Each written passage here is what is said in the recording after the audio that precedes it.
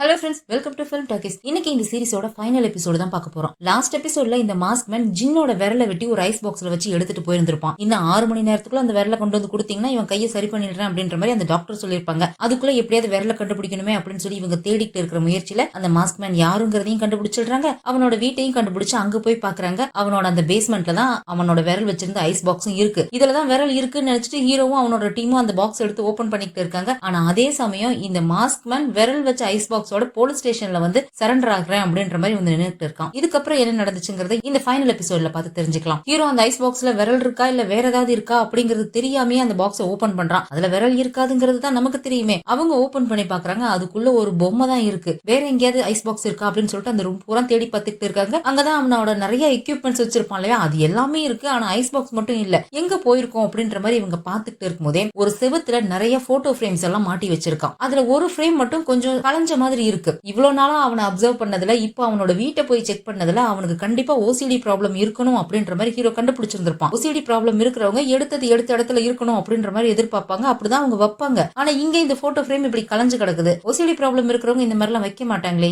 ஏன் இது இப்படி இருக்கு அப்படின்னு சொல்லிட்டு இவன் போய் அந்த போட்டோ எடுத்து பாக்குறான். பின்னாடி ஈரமா இருக்கு. அந்த செவரே இப்பதான் புதுசா வச்சு அந்த போட்டோஸ் எல்லாம் புதுசா அப்பதான் பிக்ஸ் பண்ணிருப்பான் போல இருக்கு. இன்னும் ஈரம் கூட காயாம இருக்கு. தட்டி பார்த்தா அது ஃபேக்கான செவரு மாதிரி இருக்கு. எதையோ ஒன்னு எடுத்து அடிக்கிறான், ஒரு ஓட்டை விழுந்துருது. உள்ளுக்குள்ள ஏதோ இருக்கிற மாதிரி இருக்கு. அதை அவங்க பாத்துட்டு இருக்கும் போதுதான் இங்க கங்ஜோ கால் பண்றா. அந்த பேங்க் ஜோஸ் போலீஸ் ஸ்டேஷன்ல வந்து சரண்டர் ஆயிட்டான். அவங்கிட்ட தான் ஜின்னோட விரலும் இருக்கு அப்படின்ற விஷயத்த சொல்றாங்க. அவன் அங்க வந்துட்டானா அப்ப இங்க உள்ள இருக்கிறது யாரு அப்படின்னு சொல்லிட்டு அவசரமா அந்த ஃபேக் வாலை உடைச்சு எடுக்கிறாங்க. உள்ளுக்குள்ள நம்ம டீம் லீடர் தான் மார்ச்சுவரியில டெட் பாடியை பார்சல் பண்ணி வைக்கிற மாதிரி அவன் பார்சல் பண்ணி வச்சிருக்கான். இங்க ஃபயர் ஆக்சிடென்ட் நடந்ததானே இந்த இடத்தையே கண்டுபிடிச்சு இவங்க வந்திருப்பாங்க. அதனால ரெஸ்கியூ டீம், பாராமெடிக்கல் டீம் எல்லாருமே அந்த இடத்துக்கு வந்திருப்பாங்க. அவங்க வந்து டீம் லீடரோட டெட் பாடியை அந்த இடத்துல இருந்து ரெஸ்கியூ பண்ணி எடுக்கிறாங்க. இங்க போலீஸ் ஸ்டேஷன்ல இப்படி இந்த மாஸ்க் மேன் வந்து சரண்டர் ஆயிட்டான்னு தெரிஞ்சோன்னா கஞ்சோ வேகமா ஓடி வராளா. அவளை பார்த்ததும் இது உங்களுக்கு அவசரமா தேவைன்னு நினைக்கிறேன், சீக்கிரம் எடுத்துக்கோங்க அப்படின்னு சொல்லிட்டு அவன் அந்த விரலை காமிக்கிறான். இவ உடனே ஹாஸ்பிட்டலுக்கு போன் பண்ணி விரல் கிடைச்சிருச்சு, ஆபரேஷனுக்கு ஏற்பாடு பண்ணுங்க அப்படின்னு சொல்லிட்டு விரலையும் அங்க ஹாஸ்பிட்டலுக்கு கொடுத்து அனுப்புறதுக்கு ஏற்பாடு பண்ணிடுறா. டிடெக்டிவ் யாங் கேக்குறாரு, யாருவன் இங்க என்ன நடக்குது அப்படின்ற மாதிரி கேக்குறாரா. இவன் தான் டீம் லீடரையும் அவரோட தம்பியையும் கொலை பண்ண கொலகாரன் அப்படின்ற மாதிரி சொன்னதும் நீயாடா அந்த பைத்தியக்காரன் அப்படின்னு சொல்லிட்டு வேகமா போய் அவனை பிடிக்கிறாங்க. என்ன இருந்தாலும் இவன் ஒரு சைக்கோ கில்லர், இப்படி தானா வந்து சரண்டர் ஆயிருக்கான் அப்படிங்கிறப்ப கண்டிப்பா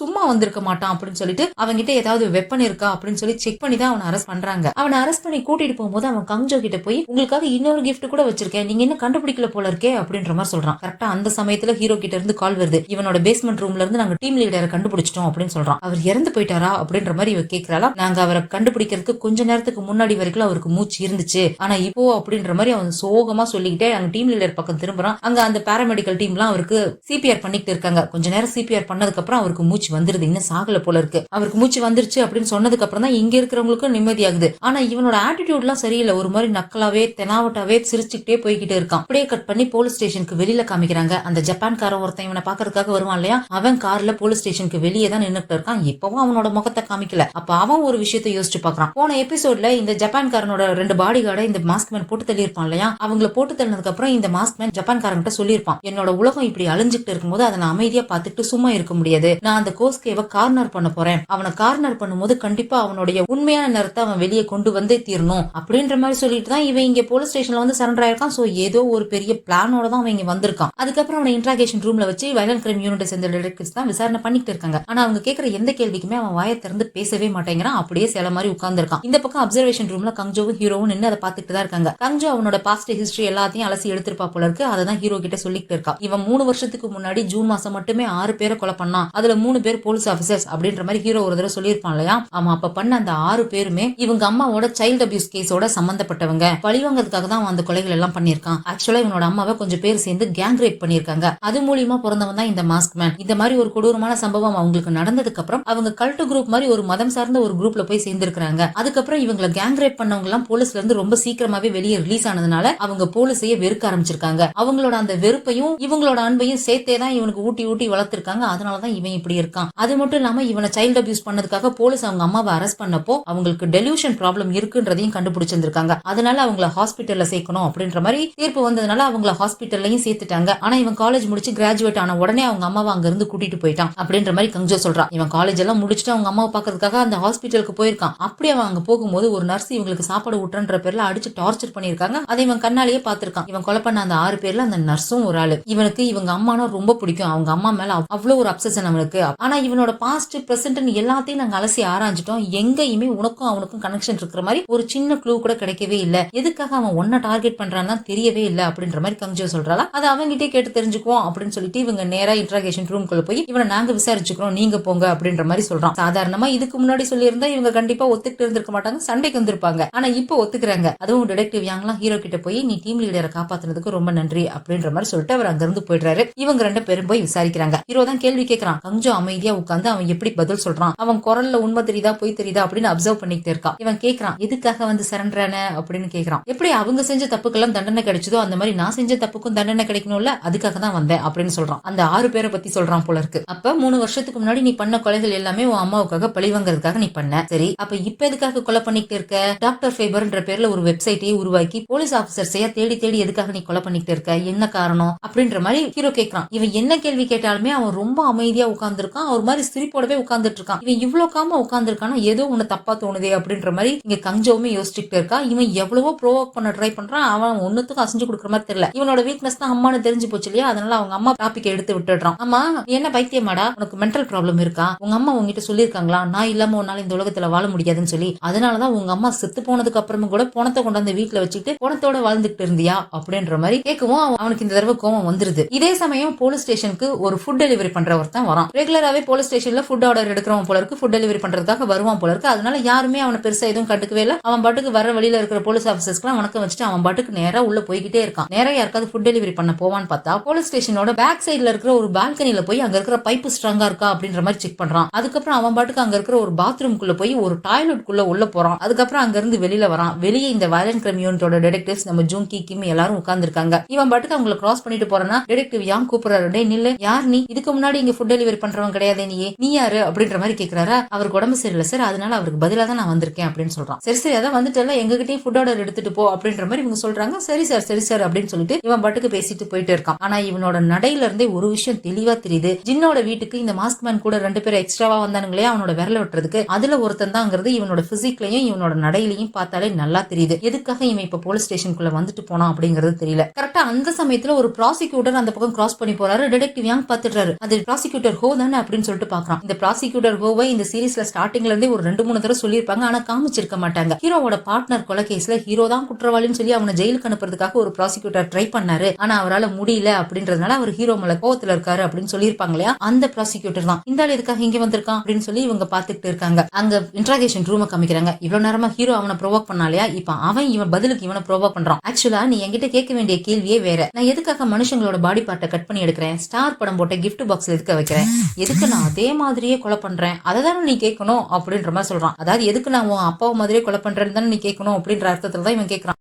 சரி சொல்லு, எதுக்காக, உனக்கு ஏதோ என்ன ரொம்ப நல்லா தெரியும் அப்படின்ற மாதிரி ஆட் பண்ணிட்டு தெரியற, என்ன காரணம் அப்படின்ற மாதிரி ஹீரோ கேக்குறானா. இவ்வளவு நேரம் இவன் பேசினதை வச்சே கஞ்ச ஒரு விஷயத்த கன்ஃபார்ம் பண்றான். இவன் தானா வந்து இங்க சரண்டர் ஆனதுக்கு காரணம் இவன் ஹீரோவை நேரடியா மீட் பண்ணி பேசணும்னு நினைச்சிருந்திருக்கான், அதுக்காக தான் இவன் வந்து சரண்டர் ஆகியிருக்கான் அப்படிங்கிற விஷயத்த அவ கன்ஃபார்ம் பண்ணிக்கிறா. அப்ப அந்த மாஸ்க் மேன் சொல்றான், உனக்கு தெரியுன்ற விஷயம் எனக்கு நல்லாவே தெரியும், நிஜமாவே மறந்து போயிட்டே இல்ல மறந்த மாதிரி நடிச்சுட்டு இருக்கியா, சரி நான் வேணா உங்களுக்கு ஒரு புதிர் கேட்கட்டுமா, இப்போ நீங்க 2 பேரும் உயிரோட இருந்தீங்கன்னா எத்தனை பேர் சாவாங்கன்னு நினைக்கிறீங்க அப்படின்ற மாதிரி கேக்குறான். இங்க பாரு, உன்ன மாதிரி ஒரு சைக்கோவை என் கையாலேயே கொள்ள வச்சிடாத அப்படின்ற மாதிரி ஹீரோ சொன்னதும், யாரு நானா சைக்கோ, இப்போ உன்னோட வீட்டுக்குள்ள கரப்பாம்பூச்சி வந்துருச்சுன்னா நீ என்ன பண்ணுவ, அடிச்சு சாகடிச்சிட மாட்டேன், பூச்சி மருந்து அடிச்சோ இல்ல காலால மிதிச்சோ அதை அடிச்சு சாகடிச்சிட மாட்டேன், அததான் நானும் பண்ணிட்டு இருக்கேன், கரப்பாம்பூச்சி மாதிரி தேவையில்லாதவங்க எல்லாம் அடிச்சு சாகடிச்சிட்டு நல்லவங்க நல்லா இருக்கணும்னு நினைக்கிறேன், அவ்வளவுதான், நீ எப்படி நினைக்கிறியோ அப்படிதான் நானும் நினைக்கிறேன், நான் சைக்கோனா நீயும் சைக்கோ தானே, நம்ம 2 பேரும் ஒரே மாதிரி தானே அப்படின்ற மாதிரி சொன்னதும் இவனுக்கு கோவம் வந்து டக்குன்னு சட்டையை பிடிச்சிடுறான். இன்னொரு பக்கம் பார்க் ஹாஸ்பிட்டல்ல இருக்கிற ஜின்னுக்கு கால் பண்ணி பேசுறா, உன்னோட விரல் கிடைச்சிருச்சு, மாஸ்க் மேன் வந்து சரண்டர் ஆயிட்டான், சீக்கிரமா ஆபரேஷன் பண்ணிடுவாங்க அப்படின்ற மாதிரி பேசிக்கிட்டு இருக்கலாம். எது மாஸ்க் மேன் வந்து சரண்டர் ஆயிட்டானா, இல்ல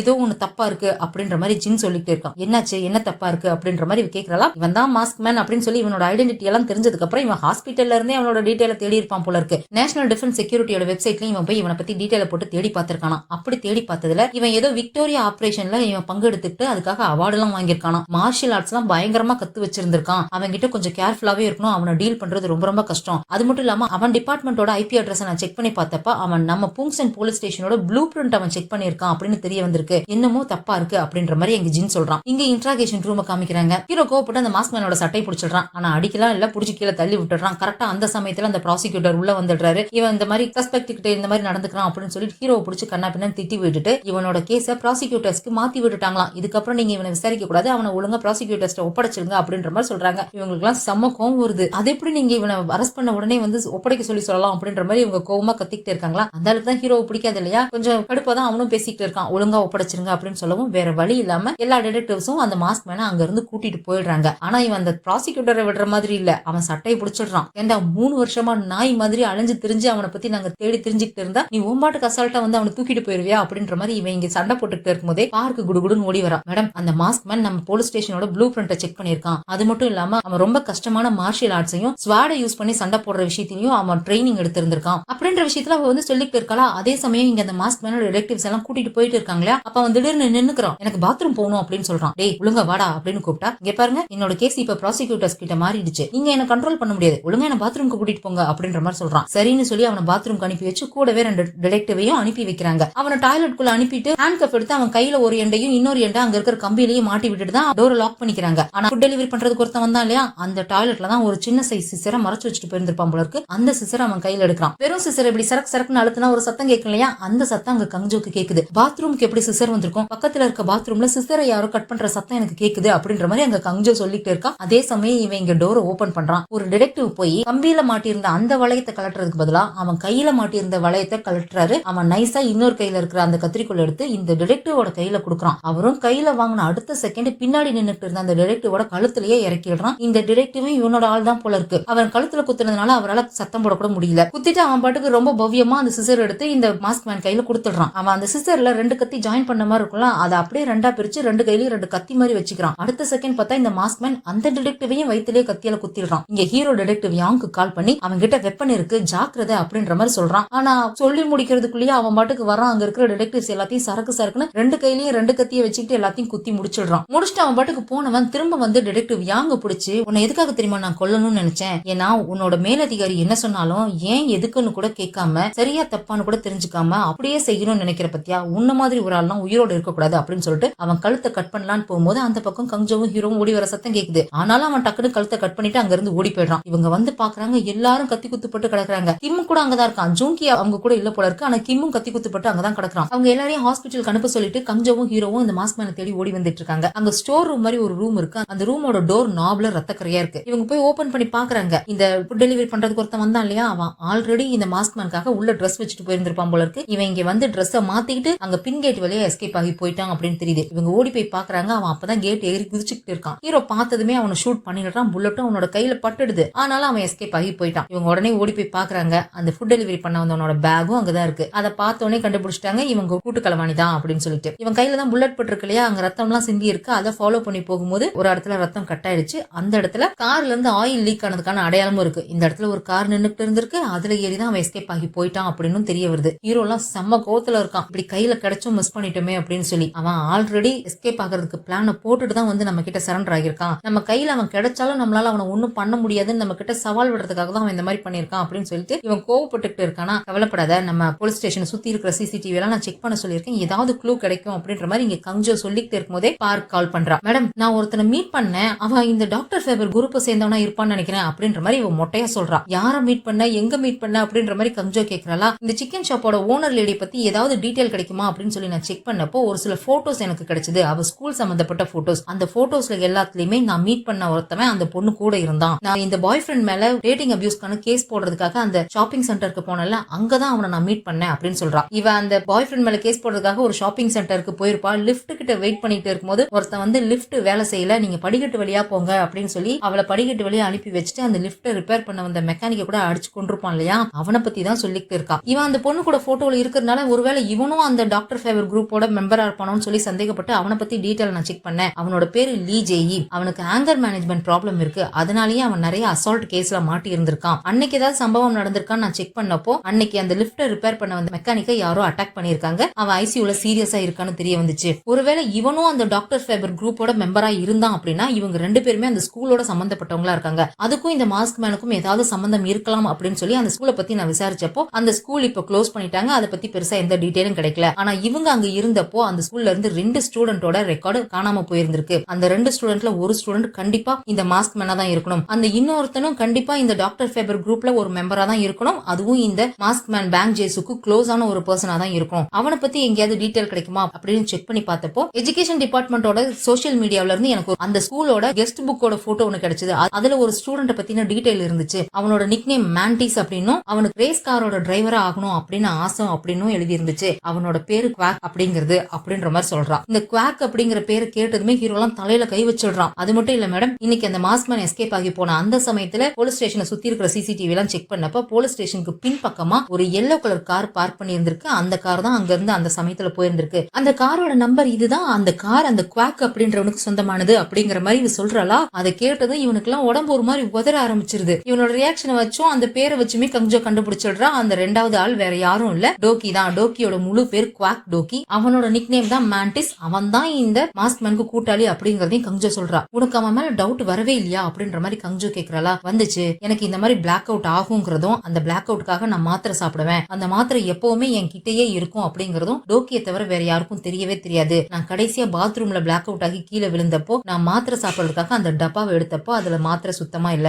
ஆனா எனக்கு நல்லா ஞாபகம் இருந்துச்சு, நான் அதுல மாத்திரை போட்டு வச்சிருந்தேன், அப்பதான் எனக்கு அவன் மேல சந்தேகமே வந்துச்சு அப்படின்ற மாதிரி ஹீரோ சொல்றான். அது மட்டும் இல்ல, ஹீரோவோட வீட்டுல வந்து பாத்ரூம்ல ரத்தத்தை எல்லாம் தெளிச்சு கிரைம் சீனை ஃபேப்ரிகேட் பண்ணதும் இந்த டோக்கி தான். அந்த பாத்ரூம்ல மயங்கி விழுந்தப்ப இவனை தூக்கிட்டு போனதும் இந்த டோக்கி தான். இந்த டீம் லீடரோட கேஸ்ல ஆரம்பத்துல இருந்து கடைசியா இவன் மாற்ற வரைக்குமே ஒரு கருப்பு உருவம் இவனை ஃபாலோ பண்ணிக்கிட்டே இருந்துச்சு இல்லையா, அந்த கருப்பு உருவமும் இந்த டோக்கி தான். அடிக்கடி இந்த மாஸ்க் மேன் கிட்ட பிரேயிங் மேண்டிஸ் அப்படின்ற பேர்ல மெசேஜ் பண்ணி பேசிக்கிட்டு இருந்திருப்பான் இல்லையா, அந்த நபரும் இந்த டோக்கி தான். அவன் இவ்வளவு நாளா என் கூடவே இருந்திருக்கான். அந்த மாஸ்க் மேனுக்கு எதிராக நான் போட்ட பிளானு, அவனால நான் கஷ்டப்பட்டது எல்லாத்தையும் அவன் கூடவே இருந்து பார்த்திருக்கான். என் கூடவே இருந்து என்னை பத்தின எல்லா டீடைலையும் அவன் தான் அந்த மாஸ்க் மேனுக்கு கொடுத்திருக்கான் அப்படின்னு சொல்லி ஹீரோக்கெல்லாம் கண்ணு கலங்கிருது. உடனே இவன் பார்க்கிட்ட அந்த டோக்கியோட போன் நம்பரை ட்ராக் பண்ண அவன் இப்ப எங்க இருக்கான்னு கண்டுபிடி அப்படின்ற மாதிரி சொல்றான். இவ்வளவு ட்ராக் பண்ணி பார்த்துட்டு ஏதோ ஒரு பீச் பேர் சொல்றான். அந்த பீச்சுக்கு பக்கத்துல தான் அவனோட நம்பர் இருக்கு அப்படின்னு சொல்லிட்டு உடனே இவன் டோக்கிக்கு கால் பண்றான். அவனும் போன் அட்டென்ட் பண்ணிட்டு எப்பவும் போல நார்மலா பேசுறான். என்னப்பா டாங்கோ எப்படி இருக்க, நான் நியூஸ்ல பார்த்தேன், என்னப்பா இப்படி எல்லாம் ஆயிப்போச்சு, நீ சேஃபா இருக்கல, உனக்கு ஒன்னும் ஆகல அப்படின்ற மாதிரி அவன் பழையபடியே நார்மலாவே பேசி நலம் விசாரிச்சுக்கிட்டு இருக்கான். நீ இப்ப எங்க இருக்க அப்படின்னு கேட்டா, நான் வீட்டுல தான் இருக்கேன், 2 நாளா சரியா தூங்கல, அதான் ரெஸ்ட் எடுக்கலாம்னு வீட்டுக்கு வந்தேன், நான் இங்கதான் இருக்கேன் அப்படின்ற மாதிரி சொல்றானா. நான் அந்த மாஸ்க் மேன் இருக்கிற இடத்த கண்டுபிடிச்சிட்டேன், நானும் கஞ்சோவும் அவனை பிடிக்கிறதுக்காக போறோம் அப்படின்ற மாதிரி சொல்றானா. சூப்பர்ப்பா, கண்டுபிடிச்சிட்டியா, அவனை போய் பிடிச்சி ஏதாவது பண்ணுப்பா, உன்னை எவ்வளவு தொல்லை பண்ணிட்டான், அவனை கண்டுபிடிச்சதும் எனக்கு சொல்லு, நானும் உன் கூட வரேன் அப்படின்ற மாதிரி அவன் சொல்லிட்டு இருக்கான். இவனுக்கு இங்க கண்ணு கலங்கி தண்ணி ஊத்திக்கிட்டு இருக்கு. இவனால அதை கேட்கவே முடியல. இவ்வளவு நாளா என் கூட இருந்ததுக்கு தேங்க்ஸ் டோக்கி அப்படின்ற மாதிரி சொல்லிட்டு அவன் போனை கட் பண்ணிடுறான். ஆனா இங்க டோக்கி கார்ல மாஸ்க் மேனை கூப்பிட்டு அந்த பீச் பக்கம் தான் போய்கிட்டு இருக்கான். ஏதோ ஒரு வில்லா மாதிரி இருக்கு, அங்கதான் கொண்டு வந்து அவனை டிராப் பண்றான். நானே உனக்கு கால் பண்றேன், நீ எனக்கு கால் பண்ணிடாத, அந்த ஹீரோ மேல ஒரு கண்ணு வச்சுக்கோ அப்படின்ற மாதிரி சொல்லிட்டு இவன் அந்த வில்லாக்குள்ள போயிடுறான். வழக்கம் போல அங்க போய் நின்னுட்டு அவங்க அம்மா கூட பேசுற மாதிரியே பேசிக்கிட்டு இருக்கான். இவங்க அம்மாவுக்கு ஒரு மோசமான சம்பவம் நடந்து அது மூலியமா தானே இவன் பிறந்திருக்கான். நார்மலா ஒரு சிங்கிள் மதர் பையனை வளர்க்குறாங்க அப்படின்னாலே அவங்க நிறைய பிரச்சனையை ஃபேஸ் பண்ண வேண்டி இருக்கும். ஆனா இவங்களுக்கு இந்த மாதிரி ஒரு பாஸ்ட் இருக்கு அப்படிங்கிறப்போ அவங்களை சுத்தி இருக்கிறவங்க கண்டிப்பா அவங்களை தப்பா தான் பேசியிருப்பாங்க. ஆனா இவங்க விஷயத்துல பார்க்கும்போது இவங்களை பாதி பேருக்கு மேல ரொம்ப பாவமா பார்த்திருக்காங்க, பாதி பேருக்கு மேல ரொம்ப அருவருப்பா பார்த்திருக்காங்க. அவங்களுடைய பேச்செல்லாம் இவனுக்கு காதுக்குள்ள கேட்டுக்கிட்டே இருக்குது. இந்த வீடு ரொம்ப அமைதியா இருக்குல்லமா, ஆனா நம்ம பழைய வீட்டுல ஒரே பூச்சி தொல்லையா இருந்துச்சு, இங்க பாருங்க நல்லா இருக்கு அப்படின்ற மாதிரி சொல்லிக்கிட்டே இருக்கான். சின்ன வயசுல இவனும் இவனோட அம்மாவும் ஒரு பீச்சுக்கு வந்திருப்பாங்க இல்லையா, அந்த பீச்சு கிட்ட தான் இந்த வீடு இருக்கு போல இருக்கு. ஏன்னா அப்பா அவங்க அம்மா சொல்லியிருக்காங்க, நீ வளர்ந்து பெருசாகி சம்பாதிச்சதுக்கு அப்புறம் இந்த இடத்துல வீடு வாங்க, நம்ம அங்க வந்து செட்டில் ஆயிடலாம் அப்படின்ற மாதிரி சொல்லி இருந்திருக்காங்க. அதுக்காக தான் இவன் இப்ப இங்க வந்திருக்கான். நீங்க ஒன்னும் கவலைப்படாதீங்கம்மா, உங்களை நான் கண்டிப்பா ப்ரொடெக்ட் பண்ணுவேன், நான் என் வேலையெல்லாம் முடிச்சுட்டு சீக்கிரமா நான் உங்ககிட்ட வந்து சேர்ந்துடுறேன் அப்படின்ற மாதிரி சொல்லிட்டு இருக்கான். இங்க ஹீரோவும் கங்ஜோவும் இந்த பீச்சுக்கு தான் கிளம்பி வந்துட்டு இருக்காங்க. இந்த டோக்கியோட விஷயம்லாம் தெரிஞ்சதுக்கு அப்புறம் ஹீரோ வழக்கத்தை விட கொஞ்சம் அதிகமாவே அமைதியா இருக்கானா. இவனோட அமைதியை பார்க்க கங்ஜோக்கு ஒரு மாதிரி பயமாவே இருக்கு. அவனையே பார்த்துட்டு உட்கார்ந்துட்டு இருக்காளா. இங்க பாரு, நாம இன்னும் போய் சேர்றதுக்கு கொஞ்சம் மணி நேரம் ஆகும், நீ தூங்கி ரெஸ்ட் எடுக்கிறதா இருந்தா தூங்கு, கொஞ்ச நாளாவே நீ சரியா தூங்கி இருக்க மாட்டல அப்படின்னு சொல்றான். அதெல்லாம் பரவாயில்ல, அவனை புடிச்சதுக்கு அப்புறம் மொத்தமா ரெஸ்ட் எடுத்துக்கலாம். எனக்கு என்னமோ அந்த மாஸ்க் மேன் உன் மேல அப்சஸ்டா இருக்கிறதுக்கு காரணம் அவனுக்கு உன் மேல பொறாம, இன்ஃபீரியாரிட்டி காம்ப்ளெக்ஸ் இதுதான் காரணமா இருக்கும்னு தோணுது. ஏன்னா உனக்கும் சரி அவனுக்கும் சரி நிறைய விஷயங்கள் காமனா இருக்கு. 2 பேருக்குமே ரொம்ப மோசமான சைல்ட்ஹுட் இருக்கு, 2 பேருமே போலீஸா இருக்கீங்க, 2 பேருமே நிறைய வெறுப்பை தாண்டி தான் இங்க வந்திருக்கீங்க. ஆனா அவன் கிரிமினல் ஆயிட்டான், நீ கிரிமினல் ஆகல. அதனால அவன் உன்னை பார்த்து பொறாமப்படுறான்னு நினைக்கிறேன். அவன் உன்னையும் அவன மாதிரியே கிரிமினலா மாத்தணும்னு தான் உன்னை டார்கெட் பண்றானோன்னு எனக்கு தோணுது அப்படின்ற மாதிரி இங்க கஞ்சோ சொல்லிட்டு இருக்கும்போதே பார்க் இவங்களுக்கு கால் பண்றா. மேடம், அந்த டோக்கியோட காரை நாங்க ட்ராக் பண்ணிட்டோம், அந்த பீச் கிட்ட ஒரு வில்லா இருக்கு, அந்த வில்லாக்கு தான் இந்த கார் போயிருக்கு அப்படின்னு சொல்லி அந்த வில்லாவோட அட்ரஸையும் கொடுக்குறா. ஹீரோ உடனே ஜூங்கிக்கு கால் பண்ணி அந்த வில்லாவோட அட்ரஸ் கொடுத்து பெட்ரோல் போலீஸை கூப்பிட்டு அந்த இடத்துக்கு வாங்க, அங்கதான் அந்த மாஸ்க் மேன் இருக்கான் அப்படின்னு சொல்லி அவங்களையும் வர சொல்லிட்டு இவங்க கரெக்டா அந்த வில்லா கிட்ட போய் காரை நிறுத்துறாங்க. அங்கதான் டோக்கியோட காரு நின்னுட்டு இருக்கு. டோக்கியும் கரெக்டா அந்த இடத்துல வந்து மாட்டிக்கிறான். இவனை பார்த்ததும் அங்க இருந்து தலை தெறிக்க ஓடிட்டு இருக்கான். இவங்களும் பின்னாடியே விரட்டிட்டு போறாங்க. இவன் எஸ்கேப் ஆயிட்டான் அப்படிங்கிற விஷயத்தை ஜூங்கி கிட்ட இன்ஃபார்ம் பண்ணிட்டு இவங்க 2 பேரும் அந்த வீட்டுக்குள்ள போய் பாக்குறாங்க. அந்த வீட்டோட கிரவுண்ட் ஃப்ளோர்ல ஒரு டேபிள் இருக்கு. அந்த டேபிள் மேல நிறைய பாம் இருக்கு. பக்கத்துலயே ஒரு லேப்டாப்பும் இருக்கு. அதுல செக் பண்ணி பாக்குறாங்க.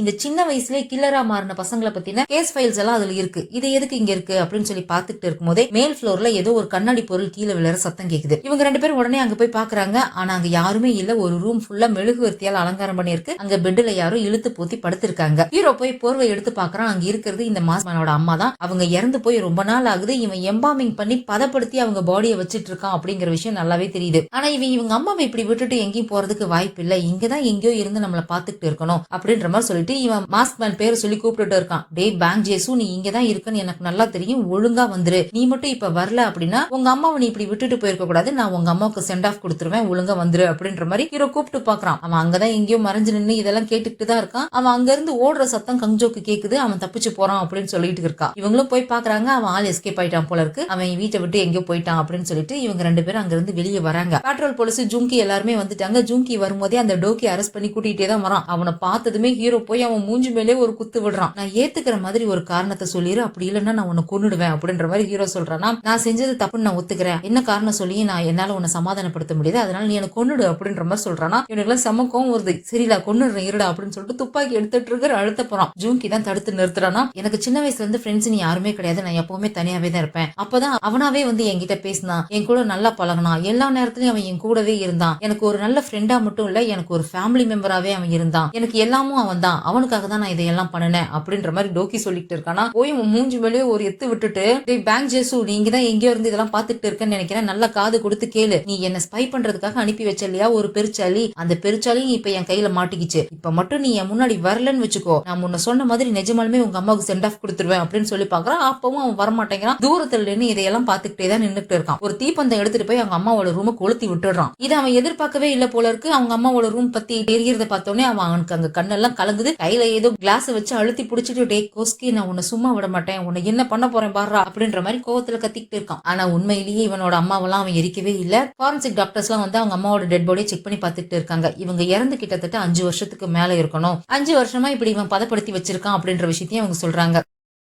இந்த மாஸ்க் மேன் எங்க தேடியும் இவங்களுக்கு கிடைக்கவே இல்ல. அடுத்த நாள் இவங்க வழக்கம் போல போலீஸ் ஸ்டேஷனுக்கு வந்துடுறாங்க. ஹாஸ்பிட்டல்ல இருந்து வயலண்ட் கிரைம் யூனிட்டோட டீம் லீடர் பொழைச்சிட்டாரு போல இருக்கு. அவரு ஹீரோக்கு கால் பண்றாரு. இவர் ஹீரோவை எந்த அளவுக்கு வெறுத்தாருங்கிறது நமக்கு தெரியும். அந்த வெறுப்புனாலேயே அவன் என்ன செஞ்சாலும் அது தப்பா மட்டுமே அவருக்கு பட்டுட்டு இருந்துச்சு. அப்படி இருக்கும் போது இவன் தான் இவரோட உயிரையே காப்பாத்திருக்கான் அப்படிங்கிறப்போ அவருக்கு அது ஒரு மாதிரி கில்ட்டி ஃபீலிங்காவும் ஒரு நன்றி உணர்வும் சேர்ந்து ஒரு மாதிரி ரொம்ப உருக்கமா கண்ணீரோட இவனுக்கு போன் பண்ணி நன்றி சொல்லிட்டு இருக்காரு. நீங்க ஒன்னும் கவலைப்படாதீங்க, அந்த மாஸ்க் மேன நான் புடிச்சிடுறேன் அப்படின்ற மாதிரி இவன் சொல்றானா. நீ நினைக்கிற மாதிரி அவன் சாதாரண ஆள் கிடையாது. அவனோட கண்ணு இருக்கே, அது சாதாரண மனுஷங்களோட கண்ணே கிடையாது. அவன் ஒரு மான்ஸ்டர். நீ அவன் கிட்ட கொஞ்சம் ஜாக்கிரதையாவே இரு அப்படின்ற மாதிரி டீம் லீடர் சொல்றாரு. சரி சரி அப்படின்னு சொல்லிட்டு இவன் அவனோட டிஸ்பாச் டீமுக்கு போறான். அங்க இப்ப கிம் இல்ல, அவன் தான் ஹாஸ்பிட்டலுக்கு போயிட்டான் இல்லையா, கத்தி குத்துப்பட்டு. ஜூங்கி மட்டும் தான் இருக்காரு. இவங்க அந்த ஜின்னோட விரல தேடி அவனோட பேஸ்மெண்ட்ல போய் ஐஸ் பாக்ஸ் தேடி இருப்பாங்க இல்லையா. இவங்க ஒரு ஐஸ் பாக்ஸை கண்டுபிடிச்சிருப்பாங்க. அதுல ஒரு பொம்மை தான் இருந்திருக்கும். ஆனா அந்த பொம்மைய ஃபாரன்சிக்ல செக் பண்ணி பார்த்திருக்காங்க. அது ஒரு சாதாரண பொம்மை மட்டும் தான், அதுல எதுவும் இல்லன்ற மாதிரி ரிப்போர்ட் வந்திருக்கு. எதுக்காக அந்த பொம்மையை அங்க வைக்கணும், என்னமோ ஒண்ணு அந்த பொம்மையில இருக்கே, என்னவா இருக்கும் அப்படின்ற மாதிரி இங்க ஹீரோ யோசிச்சுட்டு இருக்கான். அதுக்குள்ளேயே கிம் ஹாஸ்பிட்டல்ல இருந்து வந்துட்டான். டேய்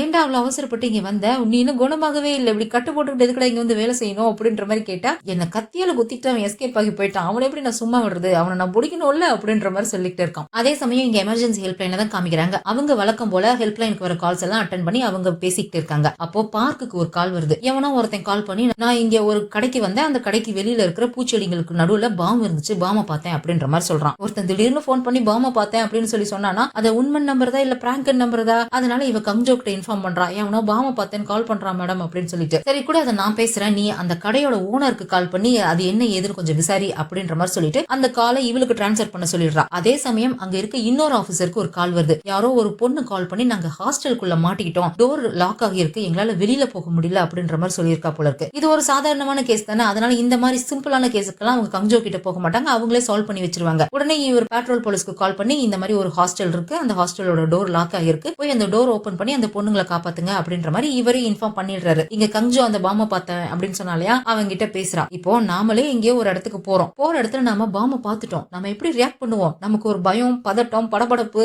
இதெல்லாம் வரும் இல்லையா?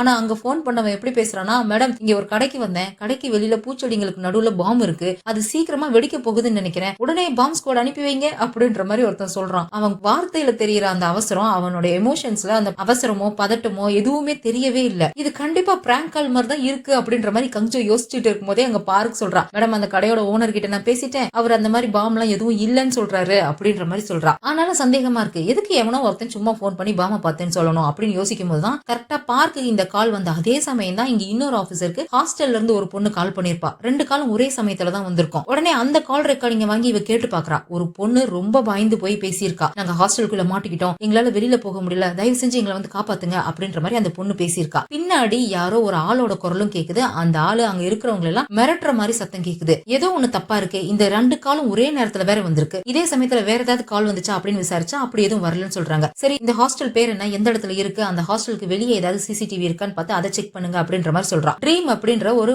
ஸ்டூடெண்ட்ஸ் ஹாஸ்டல் போல இருக்கு, அந்த ஹாஸ்டலுக்கு வெளியே இருக்கிற சிசிடிவி ஃபுட்டேஜ் எல்லாம் செக் பண்ணி பாக்குறாங்க. எவனோ ஒருத்தன் ஃபுல்லா கருப்பு கலர் ட்ரெஸ் போட்டுட்டு 2 பெட்ரோல் கேனோட அந்த ஹாஸ்டலுக்குள்ள போற மாதிரி தெரியுது. ஆனா அவனோட முகம் தெரியவே இல்ல, அவனோட பிசிக்க பாக்குறதுக்கு பேங்க் ஜேசு மாதிரி தெரியுது மேடம் அப்படின்ற மாதிரி பார்க் சொல்றா. இவங்களுக்கு ஆல்ரெடி ஒரு சந்தேகம் இருந்திருக்கும், இந்த மாஸ்க் மேன் ஏதோ ஒரு பெரிய டெரரிஸ்ட் அட்டாக் மாதிரி ஏதாவது பிளான் பண்றானோன்னு சொல்லிட்டு. இப்ப இந்த மாதிரி ஹாஸ்டலுக்குள்ள போய் எவனோ பெட்ரோல் கேனோட உள்ள போயிருக்கான், அவங்க வேற லாக் பண்ணிட்டேன்னு சொல்லியிருக்காங்க, எவனோ ஒருத்தன் பாம்ப பார்த்தேன்னு வேற பிராங்க் கால் பண்ணிருக்கான். இரண்டத்தையும் கனெக்ட் பண்ணி பாக்குறா. இந்த மாஸ்க் மேன் தான் அந்த ஹாஸ்டலுக்குள்ள போய் பாம்ப வச்சுக்கிட்டு அங்க இருக்கிறவங்க எல்லாம் சாகடிக்கிறேன்னு மிரட்டிக்கிட்டு இருக்கான் அப்படின்றது இவருக்கு நல்லாவே புரியுது. உடனே இதை கோட் 0 கேஸாவே அனௌன்ஸ் பண்றா. இது வந்து ஹாஸ்டேஜ் பிடிச்சு வச்சிருக்காங்க, பாம்பு வச்சிருக்காங்க அப்படிங்கறதுனால வெறுமனே டிஸ்பாச் டீம் மட்டும் போனா பத்தாது இல்லையா? அதனால டிஸ்பாச் டீம், ஸ்பெஷல் டீம், பாம்பு ஸ்குவாட், அவங்க கிட்ட பேச்சுவார்த்தை நடத்துறதுக்காக நெகோசியேஷன் டீம், பெட்ரோல் போலீஸ்னு எல்லாத்தையும் அந்த இடத்துக்கு போக சொல்லி அனுப்பி வைக்கிறா. டிஸ்பாச் டீம் அவங்க கிளம்புற நேரத்துல கஞ்சோ குடுகுடுன்னு ஓடி வந்து, அந்த பேங்க் ஜேசுவை பத்தி உங்களுக்கு நல்லா தெரியும், அவன் ஒன்னும் சாதாரண ஆள் கிடையாது, அதனால நானும் வரேன், உங்களுக்கு நான் ஏதாவது ஹெல்ப்பா இருப்பேன் அப்படின்ற மாதிரி சொல்லிட்டு இவளும் அவங்க கூட சேர்ந்து கிளம்பி போறா. இவங்க சந்தேகப்பட்ட மாதிரியே அந்த ஹாஸ்டல்ல முகமூடி போட்ட எவனோ ஒருத்தன் அங்க இருக்கிறவங்க எல்லாத்தையும் ஹாஸ்டேஜா புடிச்சு வச்சிருக்கான். பாம்பு வச்சிருக்கானா என்னங்கறதெல்லாம் தெரியல. இவங்களும் வந்துட்டு இருக்காங்க. அதுக்குள்ளேயே பார்க் அந்த பில்டிங்கோட ப்ளூ பிரிண்ட் எல்லாம் எடுத்து இவங்களுக்கு இன்ஃபார்ம் பண்ணிடுறா. மொத்தமா அந்த பில்டிங்ல 4 ஃப்ளோர் இருக்கு, ஒரே ஒரு என்ட்ரன்ஸ் மட்டும் தான் இருக்கு, அந்த வழியா தான் உள்ள போக முடியும், வெளியே வர முடியும், ஒரு ஃப்ளோர்லயும் 20 ரூம் இருக்கு, ஒரு பேஸ்மெண்ட் கூட இருக்கு அப்படின்ற விஷயத்த சொல்றா. அது மட்டும் இல்ல, இந்த மாஸ்க் மேன் 12 வயசா இருக்கும்போது இந்த ஹாஸ்டல் இருந்த இதே ஏரியாவில தான் இருந்திருக்கான். இந்த ஏரியாவில இருக்கும்போது தான் அவனுக்கும் அவனோட அம்மாவுக்கும் அங்க இருக்கிற மக்கள்னால கொஞ்சம் அதிகமாவே அபியூஸ் நடந்திருக்கு அப்படின்ற விஷயத்தையும் இன்ஃபார்ம் பண்றா. சோ இந்த இடத்துல தான் அவங்க அதிகமா அபியூஸ் அனுபவிச்சிருக்காங்க அப்படிங்கறதுனால இந்த இடத்துல அவங்கள எல்லாத்தையும் பழி வாங்கணும் அப்படின்னு அவன் முடிவு பண்ணிருக்கலாம். இந்த இடத்துல அவனோட டெரரிஸ்ட் அட்டாக்க பண்ணணும் அப்படின்னு அவன் முடிவு பண்ணிருக்கலாம் அப்படின்னு சொல்லி இவங்க முடிவு பண்ணிட்டு அவங்க அந்த ஹாஸ்டலுக்கு வந்து பாக்குறாங்க. ஒரே ஒரு என்ட்ரன்ஸ் தான் அப்படிங்கிறப்ப அந்த என்ட்ரன்ஸ் வழியா அவங்களால போக முடியாது இல்லையா? பின்பக்கமா ஏணியை போட்டு இவங்க நேரா செகண்ட் ஃப்ளோருக்கு போறாங்க. அங்க போய் அங்க இருக்கிறவங்க எல்லாம் ரெஸ்கியூ பண்ணிட்டு அதுக்கப்புறமா உள்ள போய்க்கலாம் அப்படின்ற மாதிரி சொல்லிட்டு ஏணி வழியா இவங்க செகண்ட் ஃப்ளோருக்கு போய் படிக்கட்டு வழியா மெதுவா அங்க இருந்து இறங்கி வராங்க. அந்த பில்டிங்கோட கிரவுண்ட் ஃப்ளோர்ல தான் அவன் எல்லாத்தையும் புடிச்சு வச்சு மிரட்டிட்டு இருக்கான். இவங்க இந்த பக்கம் பின்பக்கமா வந்துட்டு இருக்காங்க அப்படின்றது தெரிஞ்சதும் முன்னாடி அந்த நெகோசியேஷன் டீம் இருக்காங்க. டோர் கண்ணாடி டோரா தான் இருக்கு. அவங்க இவங்கிட்ட பேச்சு கொடுத்து அவனை டைவர்ட் பண்ண பாக்குறாங்களா. அப்போ இவங்க பின்னாடியில இருந்து வந்து அந்த மாஸ்க் மேல புடிச்சிடுறாங்க. ஆனா ஹீரோவுக்கு சந்தேகமா இருக்கு, இவ்வளவு சுலபமாவா அவனை நம்ம புடிச்சிட்டோம், இல்லையே என்னவோ சந்தேகமா இருக்கே அப்படின்னு சொல்லிட்டு மாஸ்க் கலட்டி பார்த்தா வேற எவனோ இருக்கான். அவன் நக்கலா சிரிச்சுட்டு இருக்கான். உங்களாலாம் அவனை பிடிக்கவே முடியாது அப்படின்ற மாதிரி சொல்லிட்டு இருக்கான். இவ்வளவு பெரிய ஆபரேஷனை எவனோ ஒருத்தனை நம்பி கொடுத்துட்டு இவன் பாட்டுக்கு வேற எங்கேயோ உட்கார்ந்து இருக்கிறதுக்கு வாய்ப்பு இல்லையே அப்படின்ற மாதிரி சொல்லி பாத்துக்கிட்டு இருக்கும் போதே அந்த ரூமோட கார்னர்ல ஒரு சிசிடிவி கேமரா இருக்கிறத பாக்குறான். இந்த பில்டிங்கோட ஓனர் கூப்பிட்டு இது நீங்க வச்ச சிசிடிவியான்னு கேட்டா இல்ல சார் நான் வச்சது அங்க இருக்கு அப்படின்னு சொல்லிட்டு அந்த வேற எதையே காமிக்கிறான். சோ இந்த சிசிடிவி மூலியமா அவன் எங்கேயோ இருந்துட்டு இங்க நடக்கிற சம்பவத்தை பாத்துக்கிட்டு இருக்கான். ஆனா இப்படி சும்மா சிம்பிளா முடியற மாதிரி அவன் வச்சிருக்க மாட்டானே அப்படின்னு சொல்லி கரெக்டா அந்த கேமரா எந்த இடத்துல போக்கஸ் பண்ணுதுன்னு பார்த்துட்டு அங்க போய் செக் பண்றான். அங்க ஒரு பாம் இருக்கு. பாம் ஸ்குவாட்லாம் வந்து பார்த்துட்டு சார் இந்த பாம் கொஞ்சம் ஸ்ட்ராங்கா இருக்கு, அது மட்டும் இல்லாம இந்த பில்டிங் ரொம்ப வீக்கா இருக்கு, இந்த இடத்துல மட்டும் பாம் பிளாஸ்ட் ஆச்சு அப்படின்னா நிறைய சேதாரம் ஏற்படும் அப்படின்ற மாதிரி சொல்றாங்க. சரி இவன் இது ஒன்னோட விடுற ஆள் எல்லாம் கிடையாது, நிறைய வச்சிருப்பான், தேடுங்க அப்படின்னு சொல்லிட்டு இவங்களும் எல்லா இடத்துலயும் தேடுறாங்க. 3rd ஃப்ளோர்ல ஒரு பாம் ஒன்னு கிடைக்குது. 2 பாம்பை கண்டுபிடிச்சு எடுத்துட்டாங்க. கரெக்டா அந்த டைம்ல அந்த மாஸ்க் மேன் டைரக்டா ஹீரோக்கே கால் பண்றான். என்னடா பயந்துட்டியா, அதான் டைரக்டா கால் பண்ணிட்டியா அப்படின்ற மாதிரி ஹீரோ கேக்குறானா. அப்படிதான் வச்சுக்கோ, ஏன் ரொம்ப புத்திசாலித்தனமா வேலை செய்யற போல இருக்கு. அது சரி இன்னொரு பாம் கூட இருக்கு, அதை எப்ப கண்டுபிடிக்க போற, சீக்கிரமா கண்டுபிடி, ஏன்னா அந்த பாம்போட ரிமோட் என் கையில இருக்கு, நான் வேணா உனக்கு ஒரு ஹிண்ட் கொடுக்கட்டுமா அந்த பாம் எங்க இருக்குன்னு. அந்த பாம் உனக்குள்ள இருக்கிற அந்த கிணத்துக்குள்ள இருக்கு அப்படின்ற மாதிரி சொல்றான். இவன் எங்க எங்கேயோ இருந்து இதெல்லாம் பாத்துக்கிட்டு இருக்கானே அப்படின்னு சொல்லிட்டு வேகமா அந்த பில்டிங்கோட மொட்டை மாடிக்கு போய் பாக்குறான். எதிர்த்தாப்புல இருக்க பில்டிங்ல நின்னுட்டு ஹாய் அப்படின்ற மாதிரி கையை காமிச்சிட்டு நின்னுட்டு இருக்கான். இவன் உடனே கங்ஜோப்ட போய் இன்ஃபார்ம் பண்றான், இங்க இன்னொரு பாம்பு இருக்கு, அதை தேடுற வெளியே பாரு, அவன் எதிர்த்தாப்புல இருக்கிற பில்டிங்ல தான் இருக்கான், நான் அவனை போய் பாக்குறேன் அப்படின்ற மாதிரி சொல்லிட்டு அந்த பில்டிங்க்கு இவன் போறான். அவன் வேணும்னே ஹீரோ அங்க வர வைக்கிறதுக்காக தான் இதெல்லாம் பண்ணிருப்பான் போல இருக்கு. அவன் பாக்குறானா அப்படின்னு சொல்லி பார்த்துட்டு அங்க இருந்து அந்த பில்டிங்கோட பேஸ்மெண்ட்க்கு ஓடுறான். இவனும் அந்த இடத்துக்கு போறான். ஹீரோ என்னமோ கையில துப்பாக்கியோட தான் போறான்.